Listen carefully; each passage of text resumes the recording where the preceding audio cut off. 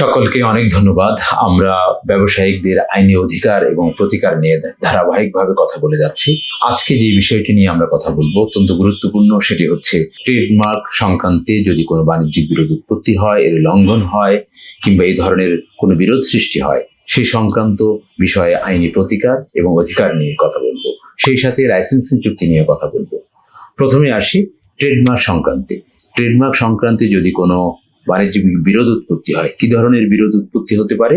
যেমন ধরুন, আপনার কোম্পানির trademark, licence, mark, logo, design, can, box, colour ইত্যাদি অসাধুভাবে লাভবান হওয়ার আশায় যদি অন্য কেউ এই একইভাবে পণ্য উৎপাদন করে, পণ্য মজুত করে, সরবরাহ করে, বিপণন করে, তাহলে সে বাংলাদেশের অনেকগুলো আইনে অভিযুক্ত হবে।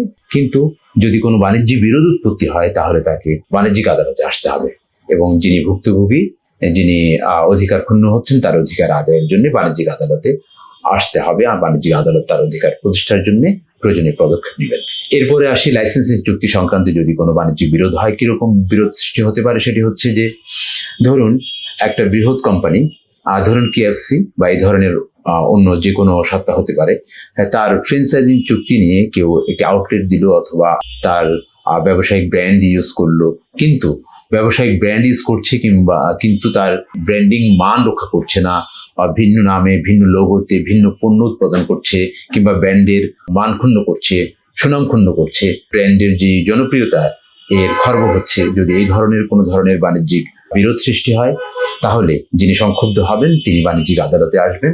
বাণিজ্যিক আদালতে তার জন্য সুনির্দিষ্ট প্রতিকারের ব্যবস্থা করা হয়েছে। আজকে এই পর্যন্ত। আমরা আপনাদেরকে এই ধরনের আরো অধিকার এবং প্রতিকার নিয়ে আইনি যে পদক্ষেপ নিতে পারেন সেগুলো সম্পর্কে জানিয়ে দেব। দেখা হবে আগামী আরেকটি পর্বে, আরেকটি অধিকার নিয়ে, আরেকটি আইনি প্রতিকার নিয়ে। আসসালামু আলাইকুম।